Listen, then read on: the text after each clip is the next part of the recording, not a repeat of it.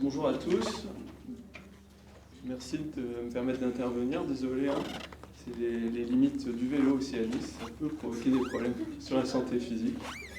Alors, donc moi je me présente, je suis Robin Jouan, je suis interne en psychiatrie au CHU de Nice et je suis actuellement en stage pour 6 mois dans les hôpitaux de Lanval. Donc déjà, important à signaler, pas de conflit d'intérêt à déclarer en lien avec cette présentation.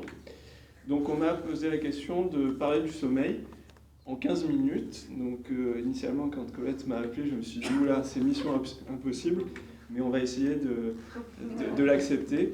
Et j'ai vu qu'il y avait 30 minutes, donc comme ça il y aura largement de questions, de temps pour les questions. Parce que le sommeil, ça soulève beaucoup de questions. Donc pourquoi cette intervention? Donc on m'a demandé la question de l'impact du mode de vie, l'équilibre émotionnel et des méthodes naturelles et psychocorporelles sur notre santé. Je me suis dit, oula, ça va être pas évident. Et donc on va focuser sur la question du sommeil. Donc avant de commencer, c'est vraiment quelque chose d'important à souligner, c'est que le sommeil, ça n'existe pas seul. C'est en relation avec déjà l'environnement du patient, l'environnement des personnes en général, et aussi en interaction aussi avec les pathologies qu'il peut y avoir. Donc ce n'est pas isolé, ça a vraiment à prendre en compte dans une prise en charge globale, une prise en charge qu'on pourrait peut-être même dire intégrative des patients. Et donc la question, est-ce que la place du sommeil est-elle importante pour les patients? Vous imaginez la question, la réponse, sinon je ne serai pas là. Alors avant, quelques données. Donc le sommeil, c'est une plainte récurrente dans le monde entier. Vous voyez, en moyenne, environ 30% de la population dans le monde se plaint, avec quand même quelques disparités. Vous pouvez voir au Japon 8%, et dans des endroits encore pire, au Brésil 43%. Donc nous, on est pour une fois dans la moyenne. Si on se focalise sur la France, dans les données du baromètre santé de l'ex-INPES, on voit que la prévalence, donc la question c'était la prévalence des troubles du sommeil au cours des 8 derniers jours par âge entre 95 et 2010, et on voit qu'au final l'évolution est à peu près stable, mais surtout ce qui est assez intéressant, c'est que toutes les classes d'âge s'en plaignent. Il y a des plaintes de sommeil chez les jeunes et chez les plus âgés, et on a une moyenne, voilà, par exemple en 2010, 15-75 ans, dans cette étude de 47. Donc le sommeil, c'est bien de s'en plaindre, mais qu'est-ce que le sommeil? Tout le monde parle du sommeil, mais il faut savoir ce que c'est. Donc il y a deux grandes manières de l'évaluer. Une manière subjective, il y a plein de questionnaires qui existent, hein, et il y a aussi une manière objective. C'est les enregistrements notamment du sommeil. Vous pouvez avoir une petite image de type d'appareillage. Bon, c'est pas forcément l'appareillage le plus sexy qui existe, mais ça permet d'avoir des données objectives du sommeil. Et avant d'aller dans ces plaintes de sommeil, c'est important de savoir, avant de faire de la surmédicalisation ou de la sous-médicalisation, savoir quel est le sommeil en général chez les sujets sains. Et ça, c'est une étude qui a regroupé plein d'études et qui ont fait des polysomnographies à des gens sans problème de santé de tout type d'âge. Donc avant de donner ces données, juste un petit récap très simpliste sur le fonctionnement du sommeil. Le sommeil, ça fonctionne en cycle. Chaque cycle, vous les voyez, il dure environ 1 heure à 1 heure et demie de manière très schématisée. Et il y a plusieurs phases qui se répètent. Donc un sommeil plus ou moins léger jusqu'à un sommeil profond et après un sommeil paradoxal. Le sommeil profond, c'est le sommeil qui est, on va dire, le récupérateur, qui est plus présent en première partie de nuit. Et le sommeil paradoxal, c'est le sommeil des rêves, qui est plus présent en fin de nuit. Vous voyez les courbes et après, évidemment, chaque modification a une conséquence chez les personnes. Donc avant tout, le sommeil, c'est quoi la durée du sommeil? On voit que le temps total de sommeil, c'est de 350 à 450 minutes, donc 6h à 7h30 en moyenne. Et on voit aussi que ça diminue au cours de l'avancée en âge. Donc qu'on dort moins, c'est pas forcément le signe d'un problème. C'est déjà important de le signaler avant de partir dans des prises en charge qui serait peut-être de la surmédicalisation parfois. La latence d'endormissement, combien de temps on met pour s'endormir sur des critères polysomnographiques? On voit que c'est de l'ordre de 15 à 20 minutes et c'est plutôt stable au cours de l'avancée en âge. Le sommeil paradoxal, le sommeil des rêves, c'est plutôt de l'ordre d'une vingtaine de pourcents. Et le sommeil profond, 10 à 20%. Ça fluctue évidemment selon l'activité et le repos, mais chez un sujet en moyenne, de manière générale, c'est à peu près de cet ordre-là. Vous verrez après, parce que je reviendrai sur ces deux types de sommeil plus tard. L'efficacité de sommeil, ça c'est quelque chose qui est très utilisé. En fait, c'est le rendement du sommeil. Pour faire simple, c'est parmi le temps que vous êtes au lit, c'est le temps que vous dormez. Donc si c'est 100%, c'est-à-dire que dès que vous vous mettez au lit, vous dormez jusqu'au matin, et plus c'est bas, au plus vous êtes au lit, mais pas endormi. Et on voit qu'il est de l'ordre de plus de 75% et qui diminue aussi un peu au cours de l'avancée en âge, ainsi que les éveils intra-sommeil, c'est-à-dire le temps d'éveil durant le sommeil. Il y a des éveils qu'on se rend compte, mais aussi beaucoup de réveils qu'on ne se rend pas compte, mais qu'on voit à l'enregistrement, qui sont souvent courts.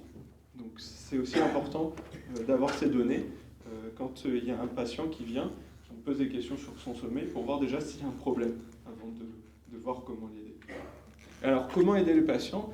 Donc la question qu'on m'a posée, c'est est-ce qu'il y a des méthodes naturelles pour faciliter l'endormissement et améliorer la qualité de sommeil ? Effectivement, ça c'est les plaintes qui sont les plus fréquentes.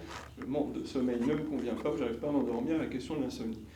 Avant d'aller plus loin, ce qui est important, vous avez vu, c'est le sommeil s'inscrit un peu aux confins de tout. Au final, il peut y avoir des problèmes de sommeil, qui peuvent être des signes, des symptômes, comme une vraie maladie du sommeil, entre guillemets. Et donc, ce qui est important, c'est d'avoir une évaluation précise pour savoir où on va. Est-ce que c'est une vraie pathologie du sommeil ? Est-ce que c'est un problème médical qui peut entraîner un problème de sommeil ? Dans ce cas-là, il faudra en plus prendre en charge ce problème, l'identifier si ce n'était pas le cas. Est-ce qu'il y a le rôle des médicaments, des toxiques, et aussi les problèmes d'hygiène du sommeil ? Parce qu'au final, quelqu'un qui n'a pas une bonne hygiène de sommeil, c'est normal qu'il n'ait pas un sommeil de bonne qualité, qu'en journée il soit pas bien, et on ne va pas partir plus loin. Donc c'est important d'avoir une consultation dédiée, et ce qu'on utilise souvent, c'est l'agenda du sommeil. Je vous le montre là. Ça, c'est l'agenda du sommeil d'une patiente que je suivais. Donc, pour faire simple, chaque ligne, c'est une nuit. Les heures en haut, c'est les heures de la journée. Et l'idée, c'est de mettre une flèche en bas quand on se met au lit et une flèche en haut qui va vers le haut quand on se lève. Là, par exemple, on ne voit pas bien, mais la flèche en bas est à 21h, et la première ligne, et après, à 7h, on se lève. Les cases cochées, c'est quand on a dormi, et quand c'est pas coché, c'est quand on n'a pas dormi. Et ça, le patient doit le faire tous les matins pour pouvoir avoir une évaluation un peu plus précise. Donc vous voyez très bien que là, c'est complètement anarchique. Si vous aurez vu la patiente, elle avait en âge physiquement, on aurait pu croire qu'elle avait 10-20 ans de plus. Hein. Et là, après une prise en charge de type psychothérapie de TCC, on peut arriver à des choses comme ça. Donc c'est important pour évaluer et aussi pour suivre la qualité du sommeil. Et donc, dans les plaintes du sommeil, il faut les identifier, il y en a plein. La maladie de trop dormir, de l'hypersomnie, les narcolepsies, les endormissements, les problèmes de qualité d'endormissement, donc tout ce qui rentre dans les insomnies, les pauses respiratoires. J'ai mis de manière à vulgariser. J'espère qu'il n'y a pas de somnologue dans la salle, sinon je vais me faire taper sur les doigts, mais les syndromes d'apnée du sommeil, les mouvements nocturnes, tout ce qui est parasomnie, et les rythmes décalés, les troubles du rythme circadien, soit trop en amont, soit trop en décalage. Donc, une fois qu'on a fait ça, on identifie quel est le problème. Donc, c'est très important. Comme dans toute spécialité médicale, on ne va pas soigner quelqu'un si on ne fait pas un diagnostic déjà au début. La question qu'on pose souvent, c'est le problème du sommeil, le somnifère. Et tout le monde, donc là c'est une étude, le zolpidem, c'est un qui a été très prescrit. Maintenant, les conditions de prescription sont un peu plus renforcées, mais c'est un somnifère très, très utilisé. Et on voit très bien que c'est quelque chose qui est efficace, certes, d'une durée courte, 4 semaines, vous voyez, donc à 1 mois c'est efficace. Après, si ça persiste, la qualité du sommeil s'altère à nouveau. Parce qu'on voit, le SL, c'est la latence d'endormissement. Donc ça explique aussi pourquoi la réglementation, ces médicaments ont une durée de prescription qui est de l'ordre d'1 mois. Donc ça peut être efficace, et on voit surtout que le CBT, donc la TCC, la psychothérapie, est aussi efficace, voire plus, à 1 mois, et surtout que l'efficacité dure au cours du temps. Donc ces données sont importantes pour aussi avoir une prise en charge, et aussi pose la question de la prise en charge qui est non médicamenteuse. Après, on l'appelle comme on veut, mais dans l'insomnie, non médicamenteuse. Et d'ailleurs, on le retrouve très bien dans les recommandations européennes, c'est les TCC qui sont là en première ligne pour la prise en charge de l'insomnie, et ils disent que les hypnotiques, là, benzo et apparentés, peuvent être proposés en première intention si la TCC est indisponible. Après, il y a d'autres traitements, je les ai mis là, les antidépresseurs à effet sédatif, les antihistaminiques, ça c'est les antiallergiques, et les antipsychotiques ne sont pas recommandés. Et très intéressant, mélatonine et phytothérapie ne sont pas recommandées dans la prise en charge de l'insomnie. D'une part, par l'efficacité qui est faible, d'autre part, parce qu'il y a peu d'études. La mélatonine, ça c'est assez surprenant parce qu'on en voit de plus en plus. Et je pense qu'on pourra peut-être en revenir dans les questions. Mais c'est efficace dans les troubles du rythme circadien. La seule indication d'un des commercialisés, c'est le circadin, ces insomnies courtes transitoires des plus de 55 ans et les enfants qui ont un trouble neurodéveloppemental. Et aussi, c'est pour ça que vous les voyez fleurir de partout à la pharmacie, c'est qu'en dessous de 2 mg, c'est pas un médicament. Excusez-moi, c'est pas un médicament, c'est un complément alimentaire. Et autre chose, on voit, c'est qu'il y a eu un rapport de l'ANSES, c'est qu'il y a des effets secondaires qui reviennent. Parce qu'il ne faut pas oublier que c'est une hormone centrale aussi. Donc, c'est pas, j'en profite pour en parler là, ce n'est pas la panacée. Et on va dire le seul pathologie vraiment claire, c'est les troubles du rythme circadien, où là, c'est un effet qui est assez important. Donc, vous parlez des DCC, une méta-analyse qui montre clairement que, indiscutable, c'est efficace dans l'insomnie seule, dans l'insomnie avec des cancers, des troubles du stress post-traumatique, des douleurs, dans tout. Les piliers de la TCC, on va peut-être passer ce que je ne suis pas sûr d'avoir le temps, mais grosso modo, il y a à la fois de l'hygiène, reprendre les règles d'hygiène du sommeil, de coach, entre guillemets, pour simplifier, coacher le patient pour vraiment adapter son sommeil et aussi faire de la remédiation cognitive et revoir ses pensées du sommeil. Souvent, il y a des pensées discordantes. On pense des choses qui ne sont pas adaptées dans la durée du sommeil, dans la façon de se coucher, toutes ces choses-là. Et il y a aussi des techniques de relaxation qui peuvent aussi aider un peu. Donc c'est vraiment un peu une prise en charge globale sur ça. L'hygiène du sommeil, il ne faut pas l'oublier. Il y a plein de données, on dort moins, etc., l'écran, etc. Ce qu'on voit dans le baromètre santé, ce qui est clair, c'est que la quantité déclarée de sommeil des patients, et au-dessus, on voit la quantité qu'ils estiment qu'ils auraient besoin. Et on voit qu'il y a une grande différence entre les besoins estimés des patients en sommeil et ce qu'ils dorment. Donc, en fait, globalement, on se met en privation de sommeil. Donc ça aussi, de jouer sur la quantité et la qualité, ça peut aussi être une prise en charge sur l'hygiène de vie. Et il ne faut pas l'oublier, et c'est un problème qui est de plus en plus croissant chez les patients. Les règles d'hygiène du sommeil, il y en a plein. Je vous en ai affiché quelques-unes, elles ne doivent pas être visibles, mais ça concerne aussi les questions d'alimentation, les excitants, comment est la chambre à coucher, les écrans, la température, la literie, toutes ces choses-là qui permettent souvent d'avoir une amélioration assez importante sur la qualité du sommeil. Alors, ça j'ai voulu mettre quelques petits trucs, parce qu'on entend plein de gadgets, des objets connectés, et au final les objets connectés c'est des prises en charge qui sont non médicamenteuses et qui sont assez à la mode. Donc j'ai voulu vous en montrer 3 qui permettent d'illustrer une qui marche pas, et une qui on peut se poser des questions. Alors, les trackers d'activité, on en a plein, que ce soit sur les montres connectées, ou ça c'est un Fitbit, hein, il me semble. Et il y a plein de statistiques, ça fait très scientifique. Mais ce qu'on voit dans des études, c'est que le sommeil paradoxal et le sommeil profond qui est déclaré, ça n'a aucune consistance. Si on compare avec une polysomnographie, les données sont complètement discordantes et on peut se dire « Oh là là là là, j'ai pas du tout de sommeil paradoxal, je rêve pas, je vais pas bien, c'est là d'où est le problème. » Donc on peut, entre guillemets, se créer des problèmes avec des évaluations qui ne sont pas adoptées. Par contre, ça peut être intéressant aussi pour sensibiliser sur approximativement la durée du sommeil, même si elle n'est pas exact. Donc voilà, il ne faut pas sombrer dans le tout connecté. Après, un exemple qui marche bien, c'est les luminettes, il me semble. C'est pour notamment les troubles du rythme circadien. En fait, on resynchronise les gens avec de la luminothérapie. Il y a des grandes ampoules qu'on doit se mettre devant le petit déjeuner pendant une demi-heure, 1 heure. C'est pas pratique. Il y a une société qui a développé des lunettes qui projettent un faisceau très léger et qu'on peut on peut le prendre moins longtemps. Donc, par exemple, au petit déjeuner, on n'a pas besoin de se coller devant le spot. Donc ça, c'est des choses qui marchent. Ils ont fait des études, ça marche pas mal.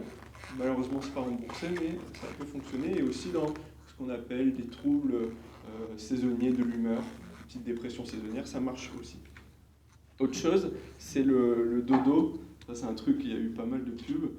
Je sais pas si la vidéo fonctionne. Bon. En fait, c'est ce petit appareil-là qui projette au plafond une lumière. Bon, par contre, je doute de l'efficacité sur le fait de projeter une lumière bleue pour des personnes qui ont du mal à s'endormir. Mais bon. Mais le principe, c'est que les gens se focalisent et respirent au rythme de la lumière. C'est ce qu'on appelle en fait la respiration abdominale. Ça peut aider pour favoriser l'endormissement, mais au final, on peut très bien le faire avec le patient, il peut le faire lui-même, ou ça évite les questions de lumière, ou sinon il y a des applications, mais le mieux, c'est quand même de ne pas avoir de lumière quand on a des problèmes d'endormissement. Et au final, je suis à peu près dans le timing, les conséquences des problèmes de sommeil sur la santé, alors ça, il y a plein d'études, il y en a à court terme et à long terme. Globalement, c'est toutes les fonctions cognitives, les problèmes métaboliques, les problèmes cardiovasculaires et aussi les défenses immunitaires. Là, j'ai mis cette petite infographie que m'a envoyée Colette Dahan, qui est jolie parce qu'elle permet de présenter de manière visuelle. Et on voit bien qu'après une nuit, c'est comme, on va dire, après une garde à l'hôpital, le lendemain, franchement, on n'est pas réactif sur les temps de réaction en voiture, l'humeur, irritabilité, toutes ces choses-là. Et aussi à long terme, on voit il y a les gens qui dorment moins de 6 heures, il y a un risque de mortalité qui est augmenté, d'infarctus, de diabète, toutes ces choses-là, qui au final grèvent sont les maladies qui tuent le plus. Donc il y a un impact, et en tout cas, si on prend en charge, on aide aussi sur ça. Donc la question du sommeil, c'est vraiment quelque chose de très important. Je n'ai pas voulu vous noyer devant plein d'études, mais j'en ai mis une juste quand même parce qu'il le fallait. C'est sur l'hypertension. Donc vous voyez, je vous fais l'explication parce que ce n'est pas forcément simple à lire. La durée du sommeil, là, vous avez 6 heures, 5, 6 c'est inférieur à 5. Les gens qui se disent qu'ils ont un sommeil qui est correct, ceux qui trouvent que leur qualité de sommeil est plutôt faible, et les personnes qui relèvent d'une insomnie. Et on voit que là, inférieur à 5 heures, le odds ratio, c'est le risque d'augmentation, il est pour les insomniaques moins de 5 heures, on multiplie par 5 le risque d'hypertension, avec des intervalles de confiance qui sont corrects. Donc on voit que ça a un impact qui n'est pas négligeable, comme des fois dans l'alimentation, des fois ça augmente de 1,05, 1,1. Donc ça c'est clairement montré.